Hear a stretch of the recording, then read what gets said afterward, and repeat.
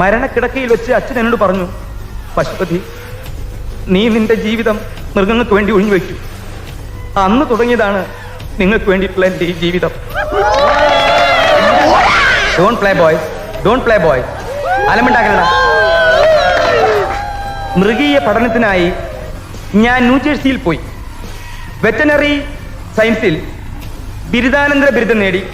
അതിനുശേഷം മലയായിൽ Perak, Johor, Kedah, Kelantan, Negri, Sembilan, Pahang എന്നിവിടങ്ങളിൽ ജോലി ചെയ്തു.